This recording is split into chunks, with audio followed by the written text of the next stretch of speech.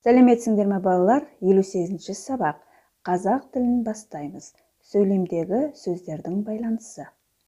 Бүгінгі сабақта сөйлемдегі бір-бірімен байланысып тұрған сөздерді тауып үйренесіңдер. 33-ші жаттығу. Мәтінді түсініп оқып көрейік. Су тіршілік көзі. Тіршілік құбылыстарының бәрі судың қатысуымен жүреді. Су табиғатта ең көп таралған зат. Оның адамға пайдасы мол. Әсіресе минералдық сулар адам ағзасына пайдалы. Сондықтан ондай суларды шипалы сулар деп атайды. Суды таза сақтау керек.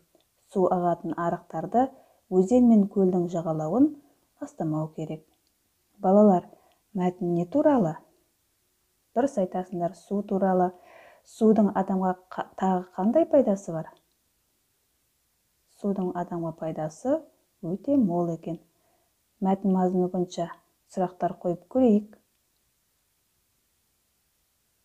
Қандай сулар адам ағзасына пайдалы? Минералдық сулар адам ағзасына пайдалы екен. Балалар, 34-ші жаттығуда мәтін мазмұнына сәйкес мақал-мәтелдер айтып көрейік. Сөз сағасы құлақ, су сағасы бұлақ. Су ырыстың көзі, еңбек кірістің көзі. Осы тақырыптың мазмұнын ашатын шағын эссе жазып көрейік. Су тіршілік көзі. Су табиғатта ең көп таралған зат. Оның адамға пайдасы мол. Әсіресе минералдық сулар адам ағзасына пайдалы. Суды таза сақтау керек. Сусыз тіршілік жоқ. 35-ші жаттығу. Балалар, жұмбақты көркемдеп әдемі жазамыз және шешуін тауып көрейік.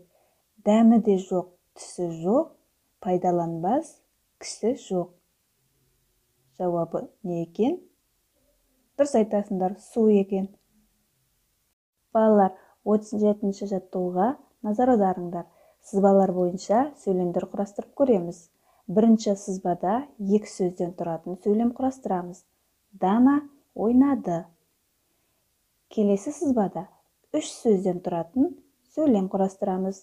Дана сумен ойнады. Бұл сөйлемде Дана ойнады сөздері байланысады және немен ойнады? Сумен ойнады сөздері байланысады екен. Келесі сызба бойынша үш сөзден тұратын сөйлемдер құрастырамыз. Кішкентай Дана ойнады. Қандай Дана? Кішкентай Дана. Дана не істеді? Дана ойнады. Балалар, бүгінгі тапсырмалар сендерге түсінікті болды деп ойлаймын. Сабақ аяқталды.